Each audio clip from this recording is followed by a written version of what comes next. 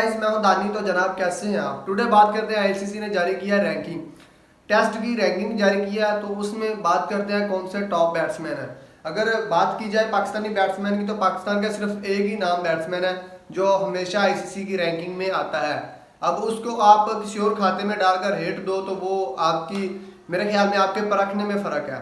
तो बात करें तो आईसीसी ने टेस्ट रैंकिंग में पहला नंबर दिया है न्यूजीलैंड के बैट्समैन को, कप्तान को, केन विलियमसन। उनके वो कैप्टन भी हैं न्यूजीलैंड के भी, उन्होंने आपने देखा होगा उन्होंने कैप्टनसी से इस्तीफा भी दिया, रिजाइन किया। वो कैप्टनसी नहीं करेंगे, बट वो पहले नंबर पर है टेस्ट रैंकिंग में।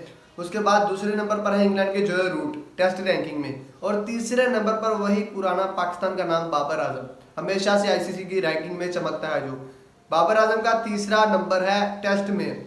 उसके बाद अगर वनडे की बात करें तो वनडे में भी बाबर आजम का अभी तक पहला नंबर है। पहला नंबर आईसीसी रैंकिंग में बाबर आजम पहले नंबर पर है। दूसरे नंबर पर शुभमन गिल है इंडिया के। उसके बाद अगर टी20 रैंकिंग की बात करें तो टी20 रैंकिंग में भी पाकिस्तान के जो बाबर आजम है, ये टी20 रैंकिंग में भी तीसरे नंबर पर आते हैं, तीसरे चौथे, गालिबन तीसरा या चौथा।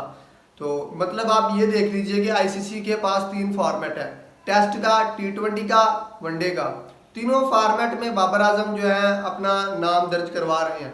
और जब ये नाम बताए जाते हैं, ये नाम लिस्ट के लिए जाते हैं या शो किए जाते हैं, तो जब नाम देखा जाता है ना, लाइक अभी बॉलर की लिस्ट जारी हुई है, बॉलर की नंबर 1 बॉलर इस टाइम ठहरा है अश्विन इंडिया के, ठीक है।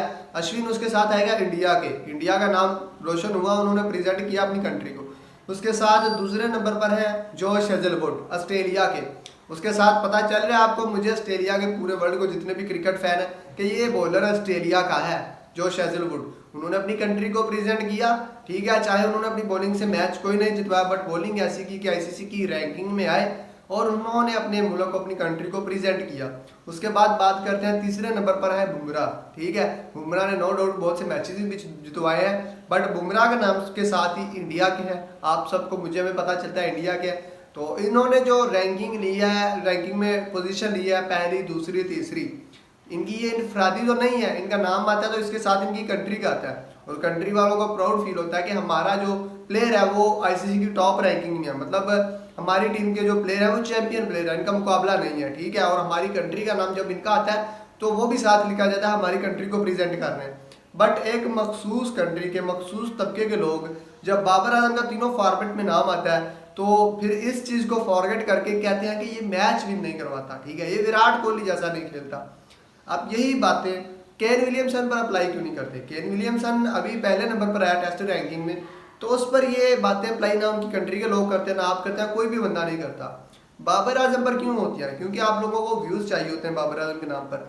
अब ये चीज़ें जोए रूट पर क्यों नहीं अप्लाई हुई, ठीक है। बहुत सारे बैट्समैन है, जॉस बटलर है, बहुत सारे, मैं अगर नाम लिखूँ तो यहाँ पर लाइन बनती है, ठीक है। आप उन पर ये रूल अपने जो है, आपके जो आइडियाज़ हैं उन पर अप्लाई नहीं करते दूसरे बैट्समैनों को पर, कि ये विराट कोहली की तरह क्यों नहीं खेलता, मैच विन क्यों नहीं करवाता। हर प्लेयर की अपनी एक अलग टाइप होती है, अपनी एक अलग गेम होती है। अगर बाबर आजम तीनों फॉर्मेट में आईसीसी की रैंकिंग में इनका नाम आता है तो ये पाकिस्तान को प्रेजेंट करते हैं। आपको प्राउड फील होना चाहिए कि हमारे पाकिस्तानी, जब बाबर आजम का नाम आता है तो पता चलता है उन लोगों को भी कि पाकिस्तानी टीम का, मतलब पाकिस्तानी टीम की एक हिस्ट्री है, तारीख है। तो वहाँ का एक बेहतरीन बैट्समैन है दुनिया का। और आपको एक बात बता दूं, बाबर आजम ने अगर ये तीनों फॉर्मेट में पोजीशन ली है तो ये सिर्फ, अगर आप देखते, अगर मैच विन करवाते रहते तो शायद ना आती, ठीक है। उनकी एक अलग टाइप है, इनकी एक अलग टाइप है। मे भी कि ये फ्यूचर में उस टाइप तक पहुंचे, मैच विन करवाने तक। अगर नहीं भी पहुंचते तो अगर बैट्समैन का पता यहाँ पे इससे चलता है, अगर वो बैटिंग कर रहा है टी20 में, वनडे में, टेस्ट में, वो जिस अंदाज से, जिस अंदाज से वो करता है बैटिंग, गेंद को खेलता है, गेंद को प्ले करता है, उसकी बैटिंग ही बता देती है कि ये मतलब प्रोफेशनल है या अनारी है। तो बाबर आजम अगर तीनों फॉर्मेट में रैंकिंग में है तो उसने अपने बैट से जवाब दिया है कि मैं बेहतरीन हूँ, मैं बैटिंग में बेहतरीन हूँ, और मैं अनारी नहीं हूँ, मैं प्रोफेशनल हूँ।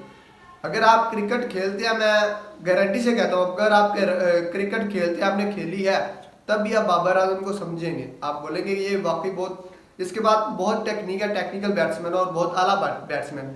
बट अगर आपने सिर्फ टिकटॉक पर, यूट्यूब पर क्रिकेट देखा तो आपका बनता है बाबर आजम पर क्रिटिसाइज करना, और ये चीज़ माननी पड़ेगी, बाबर आजम बेहतरीन बैट्समैन है इस टाइम में।